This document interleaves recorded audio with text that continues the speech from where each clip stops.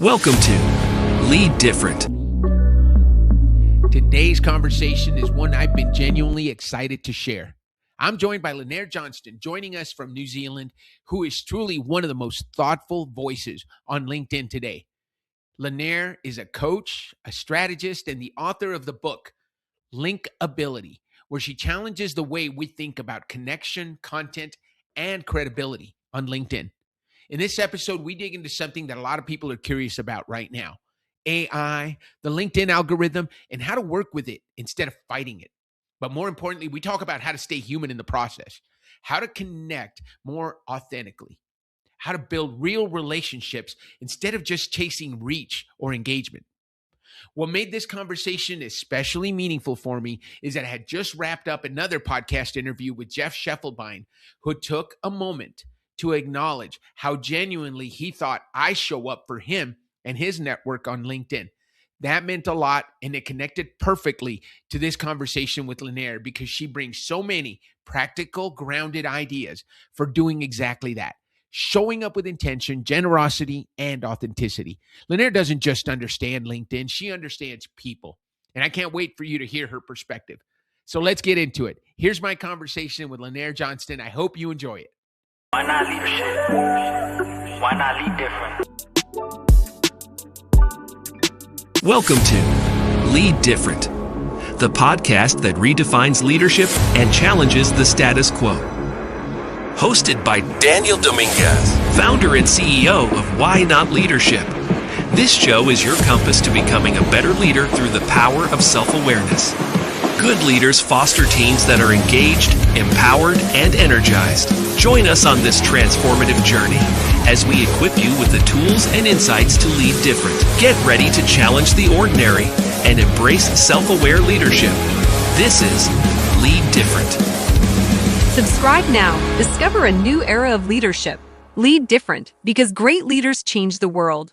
Good morning, good evening, good afternoon. I am stealing that line from our guest today, Lynnaire Johnston. If you've been on one of her podcasts or been on one of her live shows, which she's famous for, you've heard her use that introduction. Today, we're going to talk to Lynnaire Johnston. We're going to talk about LinkedIn in the AI era. Let me tell you a little bit about our show today. Our guest today, Lynnaire Johnston, is a leading LinkedIn visibility expert who specializes in AI discoverable profiles, clear professional positioning, and platform strategy. She's the creator of the Linkability members community. She helps professionals build stronger profiles, communicate with confidence, and become discoverable in an AI-driven LinkedIn world. Her work focuses on practical human-first strategies that make LinkedIn easier to understand and more effective for professionals seeking visibility, credibility, and new opportunities. She has more than a decade of experience writing profiles, training teams, and advising leaders. Lynnaire combines deep LinkedIn knowledge with professional communication expertise. She is the author of Linkability, 4 Powerful Strategies to Maximize Your LinkedIn Success. She's the co-author of the best-selling Business Gold, and a respected voice on podcasts, live streams, and radio. Through her coaching, community, and profile makeovers, Lynnaire equips people to present their strengths clearly, align their content in their message, and navigate LinkedIn's evolving AI landscape with confidence. So, man, that's a lot of stuff we've got to talk about. So let me bring Lynnaire on and let's get started. How are you, Lynnaire? Kia ora, Dan. It's so lovely to be back with you again. I'm very well, and greetings to you and to everyone in your audience from New Zealand today. Well, thank you for getting up early. It's 9 o'clock in the morning for you. It's 1:07 in the afternoon for me. So we've always got challenges. And I always like to joke, Lynnaire is actually in the future. So it is her last day of the business year of 2025. This episode will be premiering on January 9th. So we're finishing up the year. What has your year been like, Lynnaire? just absolutely amazing, Dan. And I put that down to the arrival in the mainstream of AI. Of course, that means it's affected LinkedIn too, which I know we're going to talk about.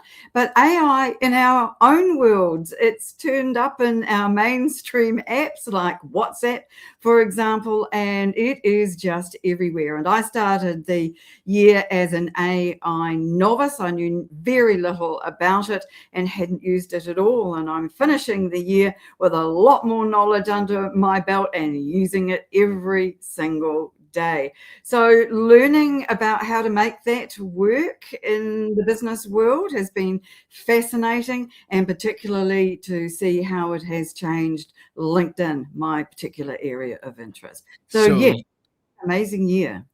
So the biggest thing, and I love that you're talking about it because it's here, it's not going away. We are seeing it in videos, we are seeing it in everything, and there's all types of different platforms. There's not just Chat GPT, there's Grok, there's Gemini is doing really well. I know a lot of people have almost exclusively moved over to Gemini because if you have a Google platform, it knows so much about you. It can go into all of your documents, it can go into all of your knowledge database and really create stuff that's personalized. And AI has impacted LinkedIn, which is your area of expertise. Lynnaire, what are the, I want to make sure we get to know you a little bit better because there are some people that haven't met you before. Tell us a little bit about your background.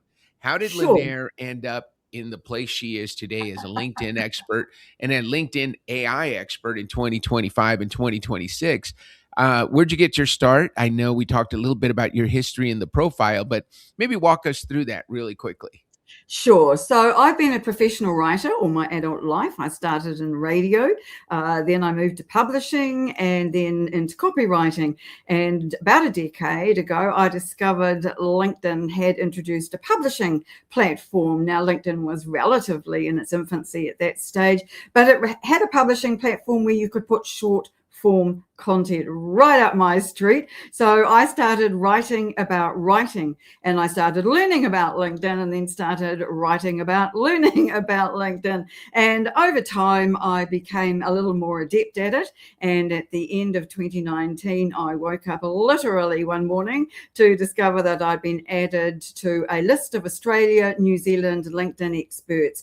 And that spawned the opportunity to write my book, Linkability, which gave me an international presence. So from there, I have just gone from strength to strength and working with people all over the world to help them understand LinkedIn, which has become such a very different beast from what it was when I first started, Dan. So it's been an interesting journey, but I have to say 2025 has produced more significant change than any other year since I've been paying attention to LinkedIn.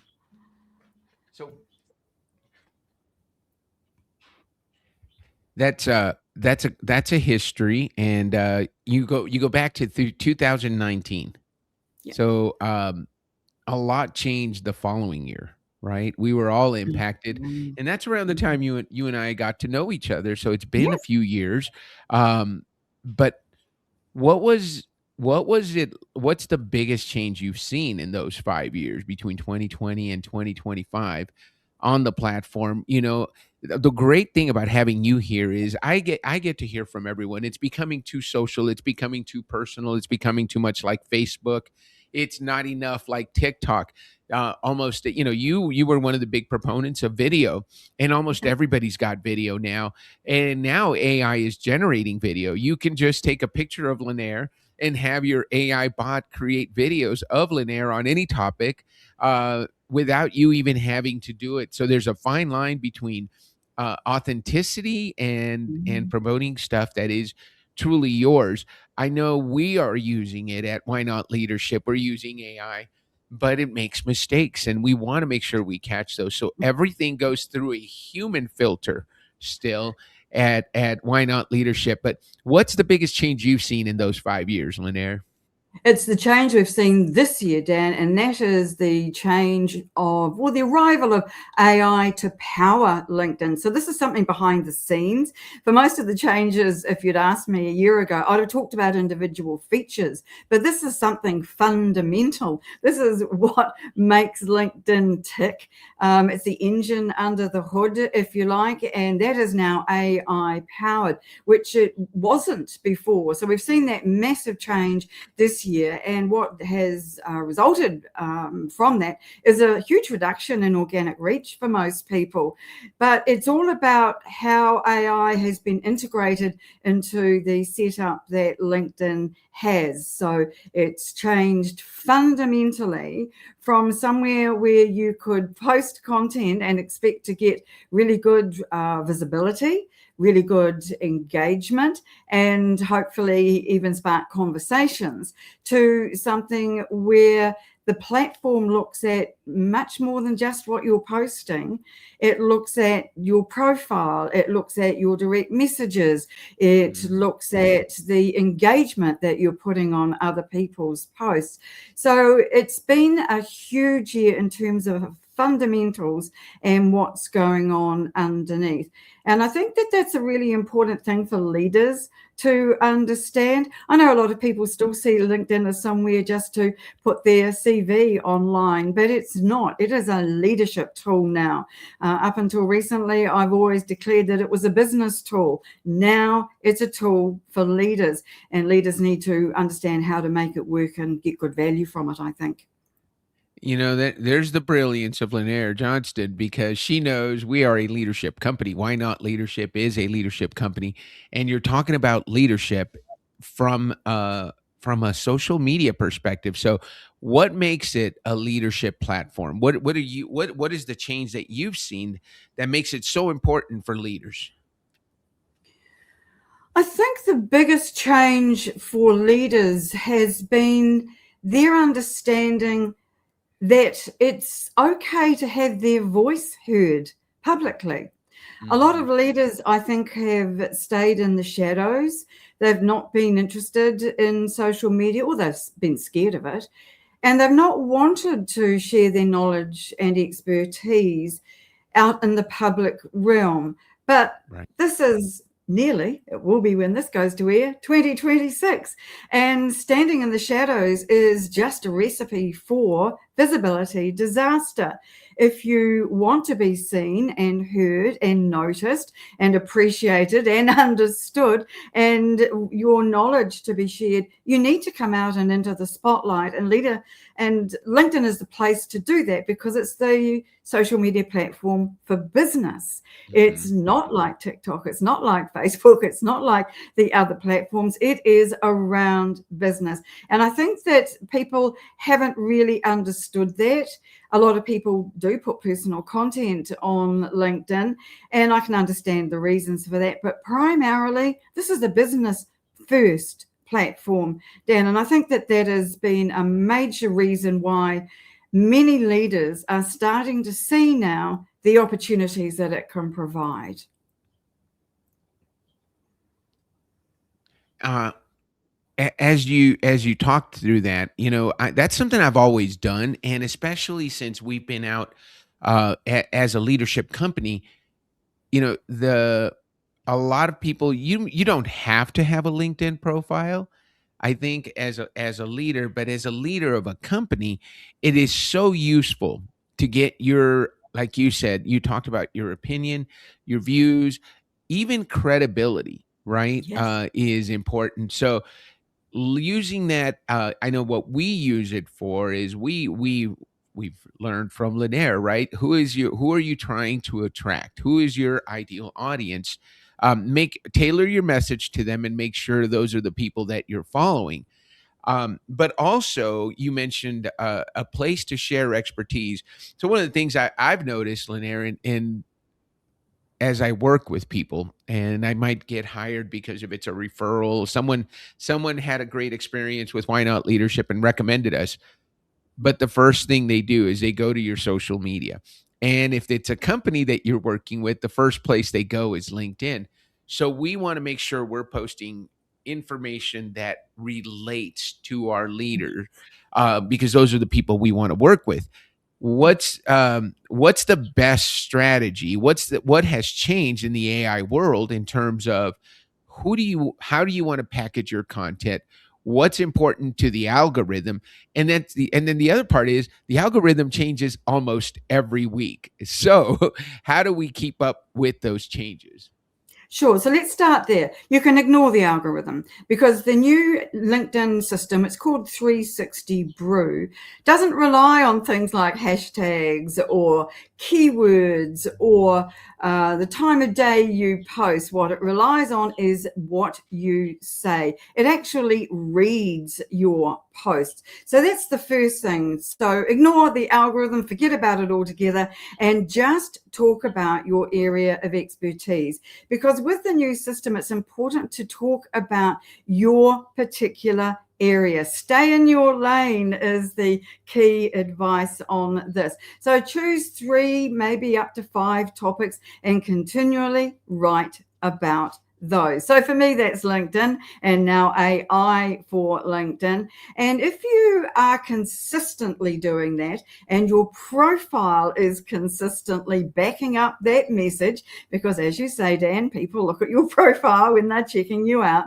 And if you can do that and your messaging is consistent, your engagement is consistent with that, then that's how you will get visibility on LinkedIn in 2026. Look, make no mistake, it's a lot harder than it used to be. And certainly in 2025, one of the biggest changes we've seen is the fact that engagement has overtaken publishing content as the key strategy for success and visibility. Engagement is more important than posting. And that's a key change that nobody ever expected. And so I think it's important for people to understand that they now need to be sharing their expertise on other people's content. Right. And that's an interesting move, don't you think? Oh, I love that. And I think, I think there's probably a term I learned in one of your webinars, post and ghost. When content was the only thing that mattered, everybody was posting and then they disappeared, and you could comment on it, but you'd never hear from the creator. And what you're saying is engagement is more important. Are you engaging with the people who are engaging with your content? Are you commenting back? And of course, that can all be done with AI also. But I think what I've learned is as I meet those people that I've met online, like yourself, whom I value our relationship. I value our connection, and I value the referrals that I send to you and the people that you've sent to work with us. There's a fine line between efficient and authenticity. And so, what advice do you have for someone? Let's talk to our primary audience, a CEO or a founder who wants to build a presence on LinkedIn, and they're a startup. And they're inundated, right? There's only so much time in the day. You build a following of 10,000 followers. You can be engaged with the platform all day long, but then there's business plans to get done. There's presentations to prepare. There's the actual work that needs to get done. Unless you're Lynnaire, where this is your work, there's other things that need to get done. And even for you, there's work that you have to get done. You can't just show up on a live show. You've got to prepare. So what's a proper amount of time? How can somebody who's starting their LinkedIn career, let's just call it that, or their presence, without being overwhelmed by the amount of engagement that can happen there? I think what's important is to begin as you mean to continue. Dan, it's very easy. I think most of us are guilty of this. We get really enthusiastic about something that is new to us and we just love it and we want to spend more time on it. Inevitably, that just fades a little, and we have to really work out what we can put into our schedule that can stay there on an ongoing basis. And for most leaders, that's not going to be an awful lot of time. It's not going to be an hour a day. But on the positive side of this, we don't have to create content as much anymore. And a lot of people don't create much content at all, except maybe to report on something that's happened in their business, or maybe to create a post around something that's in the news that they feel strongly about. What is more important is the engagement on other people's posts. Now, if you were to put comments on 5 to 10 people's posts in a week, then that would be sufficient. If you were just starting out and wanted to get the feel of the platform, but didn't want to get too involved. Now, you did mention that AI can be used to create comments, and that is very true. But where I see it slightly differently is that if you give of yourself, your opinions, share your ideas, talk about your experience, then that is unlikely to be something that your AI is well trained enough yet on to be able to deliver without your input. So the time that you would normally spend creating a post, it might be half an hour if you're very fast, an hour a day. Instead, put that into commenting on people's posts authentically.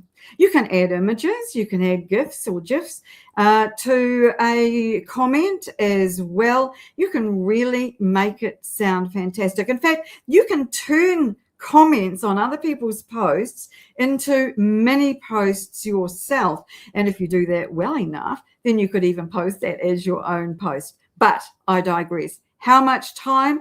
I would like to recommend at least 5 to 10 minutes a day. It's consistency that counts over time. So not showing up for a month and then doing a whole week of a lot of work is going to be less useful to you in the longer run than doing a small amount every single day. Even if you just go into your LinkedIn, answer your direct messages, accept or decline your invitations, and then perhaps send out a few invites of your own, plus a few comments, then that's sufficient to make a real difference on LinkedIn, because that would still put you an awful lot further ahead than most people are using the platform right now. That's great. Thank you so much for sharing that. And I like that it's easily digestible amount of time, especially for someone who's really busy in the throes of starting a business, Lynnaire. Yeah. What about I knew I had this question for you. For those of us in business and who are veterans on the platform, what I've noticed is just an increase in the amount of people who are sending us DMs with a direct sale, no introduction, no hey, can I get you 10 appointments a week? Can I get you 20,000 followers in 2 days from one video? Can I give you 36 connections in 1 minute? Really, I mean, you can tell it's a cut and paste. It's a robo ad. For me, it's simple. It's delete and block if I get something like that from someone. But then, occasionally I'll also get something from someone I've known for a while that has decided to jump into the bot world and start sending automated messages. And the worst ones are those that say, "Hi, Dan, I notice we have insert person names here in common," and they don't actually even put the name in there, so there's missing. We all cut and paste. It's a great way to be more efficient. But when your bot doesn't even bother to find the name of a person you have in common, and what's your number one? What's your reaction? How should we deal with it? That's the first question I'd like to ask. And what advice do you have to people who are being sold that this actually works? Because I can tell you that those of us who are truly running a business have no interest in someone who won't even take the time to send me a personalized message. Well, I think the key thing is to put yourself in the shoes of the person who's receiving your message. Dan, what does it feel like to receive that message from you if you're the person sending it? And if you would welcome messages like that, honestly, which I can't imagine, then fine. But most of us hate it just like you do. We are all being inundated with messages exactly like this, and it doesn't work. If it sounds too good to be true, then it pretty much always is my standard response to that. And the problem I think that most people have with this is they are looking for an easy way, a workaround, a hack, something that just takes the pressure off and gets them results. Well, first of all, automation and LinkedIn are two mutually exclusive terms. Using automation on LinkedIn is against LinkedIn's terms of service, and it will get you banned. So if you value your LinkedIn presence, do not use it. I think the second important point here is that you need to come across as somebody who is trustworthy. How does it build trust when you don't communicate with anybody except to try to sell them? You don't walk into a networking meeting and say, hi, my name's Lynnaire, would you like to buy my services? The world doesn't work that way. We work on learning about people, finding out what they do, whether they can help us, and whether they can solve our problems, the kind of messages you're talking about. Do not do that. But I believe still that direct messaging is an excellent way to communicate with our followers, to communicate with our connections, to build those relationships. But you have to do it the right way. And doing it the wrong way, as you've just been describing, Dan, is really seriously going to ruin your reputation. And people like me do exactly like you do, and we block those people. Now, if you are blocked by a lot of people on LinkedIn, then LinkedIn again will look at your account very closely, and you could easily find yourself banned altogether. So I do believe that direct messaging is an excellent way to reach people, because by and large, most leaders, senior leaders, probably manage their LinkedIn accounts themselves. And so it's not like emails that will end up in your spam folder or there's a gatekeeper. There's quite likely just to be you and the person that you are trying to reach. So I think it's important to have a series of messages that builds trust over time. And I'll just give you one thing that I think works really well is when you first connect with someone, Dan, is to send them a short intro video, a welcome video, I call it, where you just say who you are and what you do, and share something that's maybe of use or a link to somewhere that people can go to find out more information. But the impression that you want to leave people with is you want to get to know them. And if you want to get to know them, ask a question, because that way people will think that you are interested in who they are. And it's amazing the conversations that you can have. And I think that that makes you stand out, in the direct messages as being different from all those sales messages that you have just been talking about, which none of us need, do we really, at all, ever? Well, and the sheer volume of them, because when you do talk to those people, because I remember talking to them when I was at the Y Institute, because we were trying to grow it at a large scale, and the numbers the number of people that you have to reach to get a positive response. It only took a couple of negative responses for me to say, I don't want to do that. And, of course, being a veteran here, also going back, to talk to some connections, because maybe we didn't decide to connect back then, but now we're connecting, our spheres have recollided. And then I go to send a direct message and I see a terrible, spammy, slimy message that I sent 4 years ago. And I have literally taken to saying, hey, Lynnaire, I am so sorry about that previous message you have from me. This was at an era during which I was trying something that I thought would work and obviously didn't. But I noticed X you posted recently, or you liked my post recently on this. Love to talk to you about that some more, or whatever it is, something that's personalized. I love your idea of sending a video, but I think and let me know, is that a good tactic? Just acknowledge, you know what, it was a bad idea, and I bought it and I went for it, and I'm so embarrassed that I did. Yeah, hindsight's a wonderful thing, Dan, isn't it, really? And Oh we all yeah. make mistakes on LinkedIn. I have made a few whoppers myself over time, but I don't think that there is so much leniency from people around making those kinds of mistakes today. You know, we're a long way further down the track with LinkedIn, a decade for Right. me, and you'll probably be on the platform at least as long as that too.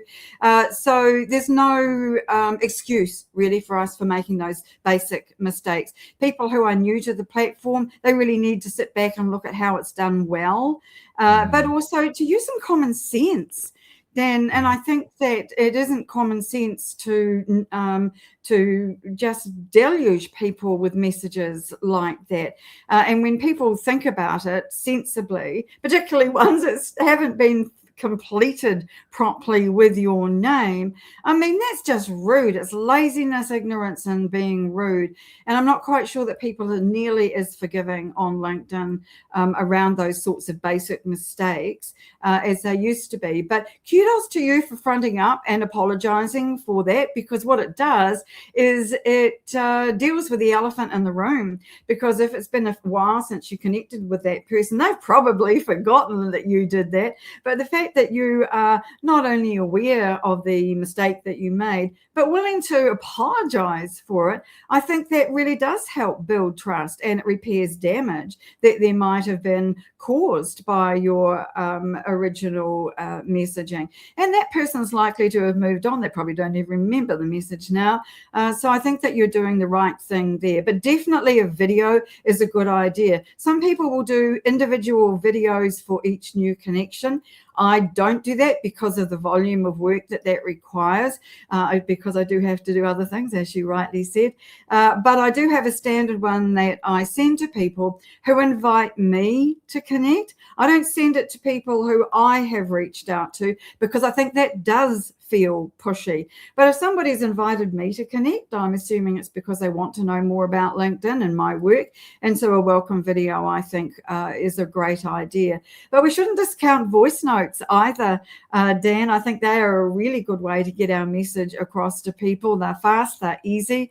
You can just pick up your phone and record a minute-long one, or several if you wanted to do that. And people don't often get them. So again, you'll stand out in the feed as somebody who is not trying to sell, but as somebody who is genuinely trying to build a relationship, which of course is what LinkedIn Superpower is all about, building relationships. Building relationships, absolutely. You know, Lynnaire, if I had your beautiful New Zealand accent, I'd send more voice notes. I think that catches people's attention. That's definitely different, and you sound so polished and professional, and you are polished and professional and knowledgeable. So maybe, but I'll give that a consideration. I think that's a great idea too. You've given us a couple of jewels, introductory videos to people that reach out to you, so they know who you are, what you do, and they're getting to see your face, your animated face, and voice notes, because that really is personalized. And I have a few people that are very good at sending voice notes, and I actually do enjoy getting them. So I think that's a topic you brought up earlier. If you would enjoy getting it, then do it. If you wouldn't enjoy doing it, then don't do it. Right? Yeah, I want to absolutely. make sure we share something with the audience that Lynnaire, you have built a LinkedIn community that I think provides tremendous value. It's a great place to get to know other people. I know that a lot of collaboration comes out of that community. Mm. Tell us about that community. How does one, first of all, tell us about your community. I want to hear about it. But if there's someone out there that would like to start a similar project, what are some tips you have for them? But the first one is, tell our audience about the Linkability community. Sure. So I decided that I wanted to be able to help more people than I could one-to-one. So I set up a website which has got a lot of my content about LinkedIn on it and a whole bunch of videos, so that it answered questions that people might have about LinkedIn. And then I started inviting people to join it, and we started to have regular, what I call round tables, where members can come along and ask questions, talk about LinkedIn, how AI is impacting LinkedIn, and various other issues on topics around that. And what I've found in the last little while, Dan, is that people really enjoy being part of a community. It's not so much the knowledge that they gain from the website that's important to them. It's the meeting, getting to know, building trust with people in the community. And 2025 has seen this really come together in a way that's just given me great joy, because instead of just operating as a bunch of disparate people doing different things on LinkedIn, we have the opportunity to come together as a group on a regular basis and talk about it and share ideas.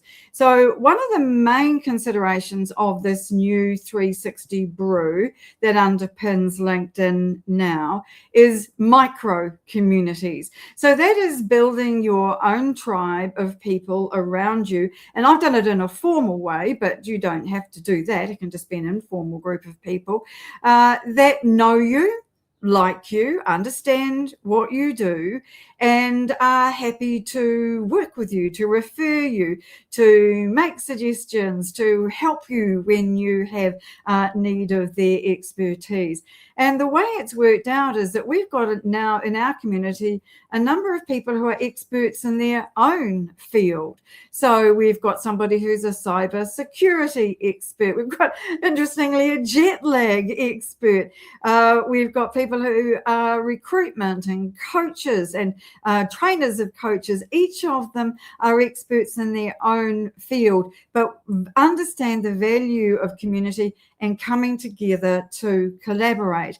And it's fascinating because I sit at the center of it as the founder of this community, but it's a bit like a wheel. It's got spokes. And so people are collaborating with each other. They're going onto each other's shows, working together in different ways and having meetings together to talk about how they can partner up or collaborate. And that's what really makes this community such a fun thing to be part of, is seeing how people interact. And I think that that's a microcosm of what LinkedIn is all about, and what it should be all about is bringing together like-minded people who share similar values and who are open to sharing ideas and learning from each other. It's been a fabulous thing, Dan, and people can easily try it out. They can even try it out for free. And in fact, if anybody who is listening to this wants to try it out free for a month, all they need to do is say they've heard your podcast and send me a direct message on LinkedIn. I've got an open profile, so anybody can message me, whether we're connected or not, and tell me that they listen to the podcast and they'd like to try the community for a month just to see what it looks like. I'd be very happy to have them do that. Let's do something that I know you would recommend. Who's your ideal client, or who's your ideal member of this community? Who is going to get the most value out of joining this community, and who are you looking to add to this community? I'm looking to add people who are really able to see the benefits of LinkedIn, but don't quite know how to make it happen. So it's always business professionals. It might be people who own a small business and who are a bit stuck, don't have an in-house marketing team, or simply no experts on hand that they can go to ask about LinkedIn. Coaches and trainers in their own fields are very good people for my community. They make a great fit because they understand how communities work. And I think people who are solopreneurs, because if they're working in the B2B field, it can be very lonely out there in the big wide world, particularly if you're just starting out. And so having people that you can talk to about business, about LinkedIn, about marketing, about SEO, about AI, all of those things I think is really valuable. And that's what makes a community come together, is having a variety of experts in their own fields in one place, who are happy to talk with you and share ideas. So it's going to be interesting to see how 2026 shapes up with AI all added into that mix, I think. The other thing I wanted to ask you about, in perhaps we can, because as people complain about the Facebookization of LinkedIn or the Instagramization of LinkedIn, people are feeling more comfortable sharing personal details. I think it's good to show your human personal side once in a while on your LinkedIn profile. I know Sundays are the days that I like to post something, personal about my family that happened that I've been wanting to share with my community. We also participate on Instagram and on Facebook, but I saw something today where TikTok is also growing. So, and this is a focus question, Lynnaire. Should someone invest in making sure they're on all those platforms so that they capture the broadest audience? Or since LinkedIn allows short videos, you can post a short video. You don't need. We're also on YouTube because that's where our podcast resides. You don't have to do all those things. You can do those types of things on LinkedIn. But I'd love to hear from someone who's an expert, and I know you're probably leaning more towards saying, "Hey, stay on LinkedIn and do all those things here." But honestly, in a time of limited resources and limited time, if your ideal client resides on LinkedIn, why would you do anything else? We like the variety that we get, and we do get some new clients sometimes from those other platforms, or sometimes a client of ours doesn't reside on LinkedIn. If they're younger, maybe their Instagram is their go-to, and they hear about us through that. So, love to throw that out to you. What are your thoughts? All right. The answer is going to surprise you, Dan. I do not think that we should be focusing only on LinkedIn anymore. So let me explain why. With AI and being found by AI, so I'm talking about AI, LLM platforms like ChatGPT, the posts that you put on LinkedIn cannot be read by AI. So in other words, they are only on LinkedIn. They stay there. LinkedIn has a moat around it, and only some content, like articles and newsletters, can escape that and be indexed by Google and therefore found and discovered by AI. So if you are putting all your eggs in the LinkedIn basket, you are really reducing your opportunity to reach a wider audience. Now, most people are not just on one platform. Most of us have got different kinds of social media accounts. Many of us, as you said, are on YouTube and have YouTube channels. A new platform that has become quite prominent this year is Substack. And when you put content on Substack, it is public content and can be found. So the visibility angle of really relying only on LinkedIn is the first real thing to take note of. It's not like it used to be because AI now is used so much in searching. That's the first point. The second point about all of this, I think that people are really not quite understanding as well as they might, is the fact that AI can help us to reach those other platforms. So let me give you an example. On a podcast like this, that's 45 minutes or so long, you're going to send me the audio file, which I'm going to have transcribed. I'm going to put it into my AI, and it is going to create for me a LinkedIn article, a blog post, a standalone LinkedIn post, text for a carousel, text for an infographic, Facebook post, and others, and ideas for my videos. So you can see that now AI can be used to repurpose one piece of content into multiple different formats that work really well on those different platforms, because you can't just put something from LinkedIn and copy it directly into Facebook. It doesn't work like that. You have to know what each platform likes, how it likes to work, and then repurpose your content so it works well on those other platforms. AI now makes this possible. So for me, what would have taken me days to be able to generate the content, the repurposed content from a single event, Dan, can now be done in a couple of hours. And I can then send off the text to my designer for the carousel and the infographic. I can have it back the next day. And all of a sudden, I've got just all this amazing amount of content from one single interview with you. Isn't that amazing? It wasn't even possible at the beginning of the year, and look at us now. Oh, it's amazing. We use StreamYard to record our podcast, and it Yep. generates our shorts. It generates our clips that we use. We sometimes edit them. We sometimes don't use all of them, but it is really nice. There are some great platforms out there we use. There's HubSpot. There's Go High Level, so you can manage being able to post on, and as you said, repurpose the content so that it can go out on your different platforms that you have. Yeah, that was a surprising answer from you, Lynnaire. So thank you, and it's always good to get a surprise from you because you've got your finger on the pulse. You know, we recommend, and I see it behind you, and I want to make sure everybody knows about your book, Linkability: 4 Powerful Strategies to Maximize Your LinkedIn Success. I want to talk a little bit about the 4 strategies, and because the book's been around a little bit, is it still about connecting, publishing, engaging, and direct messaging?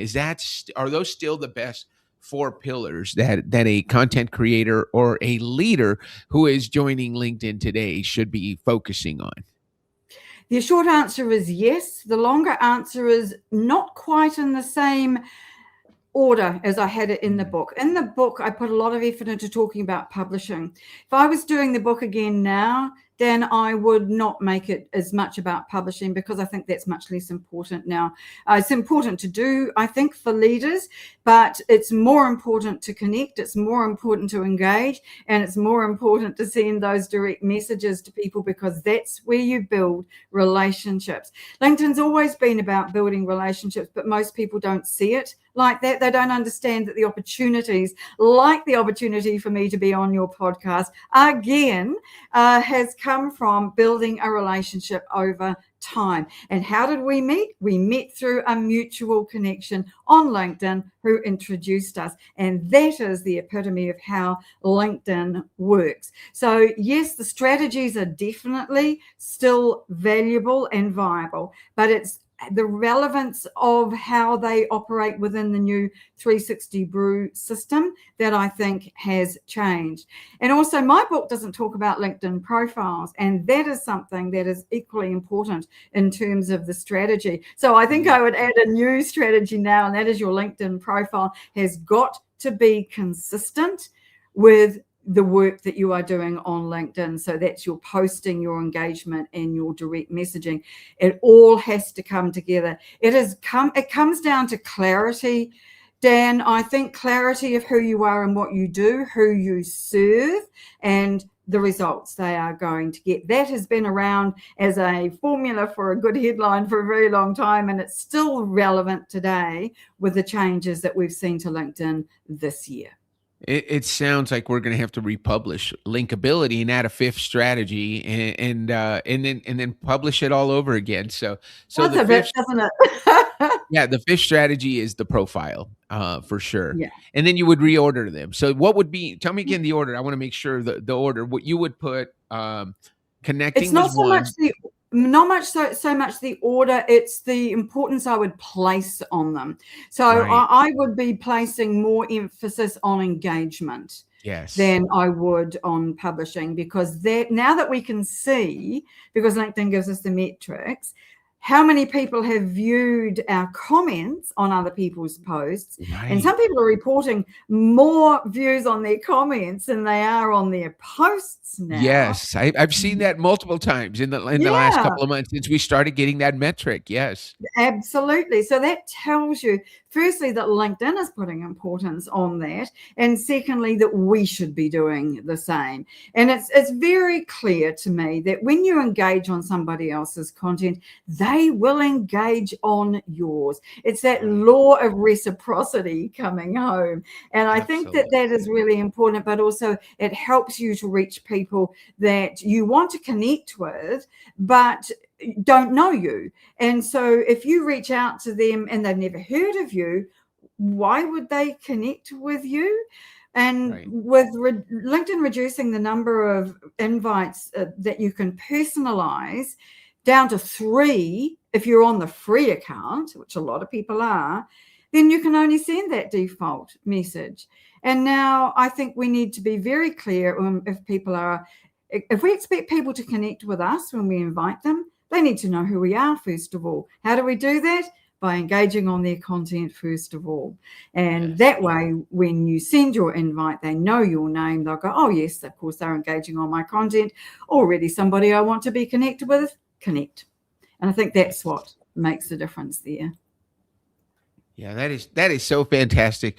Lynnaire, can you believe we've been on this recording now over close to 50 minutes? I know I like to keep my interviews somewhere between 30 to 45 minutes, but I always go over when I have somebody who's as knowledgeable and as engaging as you are.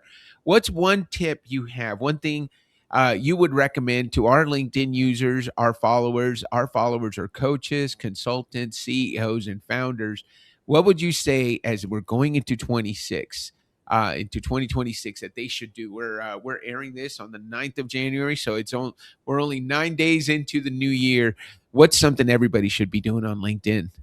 They should be looking at their profile really carefully to make sure that it is very clear about what it is that they do, and making sure that that message is consistent all the way through their profile, and that it is consistent through their engagement and through their own posts. That consistency has not been something that's been emphasized before. Now we could be talking about a lot of different things. Now we need to be talking about something that is really clear so that AI can pick that up, LinkedIn's AI, and also off LinkedIn. We need to be very, very clear about what it is that we do and who we serve, Dan. And I don't think most of us have been doing that. We've been regarding our profile as somewhere to talk about our milestones and how fantastic we are and what we can do to help you and all those kind of things. That is not the way to be looking at this. We just need to be very, very clear about who we're serving and what we can deliver to people. And I think that if people understand that and look at their profiles with that very clearly in their mind, they might go, I think I better do some work on this in the new year. I love that. It's really about integrating it, right? It's being the same person on the profile as the person that reaches out on the DM, that comments on your post. It's interesting because I actually just did my newsletter, and you got to let me know if you got it, Lynnaire. But we talked about living an integrated life. Being the same person at work that you are at home, but also authenticity is easier when it's authentic, right? It's easy to be Funny, authentic that when, is. right? So just be yourself. Make sure that Yeah. profile matches who you are. You don't want to be a party animal, fun guy on your profile, and then when people meet you, you're very buttoned down and different, because it's going to cause that cognitive dissonance, and it doesn't build trust. Lynnaire, this has been a wonderful conversation. Let me invite our listeners, our viewers, please follow the Lead Different podcast. Give us a like, give us a comment. We're going to have all of Lynnaire's information in the show notes below. So take a listen, take a look, connect with her, join her LinkedIn community, her Linkability community. I can vouch for the fact that Lynnaire brings tons and tons of value. She's a fellow contributor, so she gives and gives far more than she receives. Don't take advantage of her. Make sure you use her appropriately, and send her questions. She's great. I've used her services many times, and she's always available and willing to give more than what you pay for, and more than you can expect. A generous, kind soul. Lynnaire, I'm going to wish you a beautiful, beautiful Christmas season, as we won't air till January, but we're short of that holiday right now. And it's summer for you guys. You get to have a warm Christmas, right? So, Lynnaire, what do you say we end the show on that note? Dan, why not? Thank you so much, Lynnaire. I love that we're heading into the end of the year, and I had a chance to reconnect with one of my favorite people on the planet. I listened to a comedian the other day who visited New Zealand, and he said, this planet's pretty darn big. when he looked at, he was surprised at how long it took flying 500 miles an hour to get to the other side of the world. And it's so great to have friends on the other side of the world. Lynnaire, I wish you the absolute best holiday season, and hope to connect with you in 2026. Thank you so much, Dan. Big aroha from New Zealand to you and all your listeners. Thank you so much for having me back. Have a great rest of your December, and we'll see you guys in 2026. This is Lead Different. Subscribe now. Discover a new era of leadership. Lead different because great leaders change the world.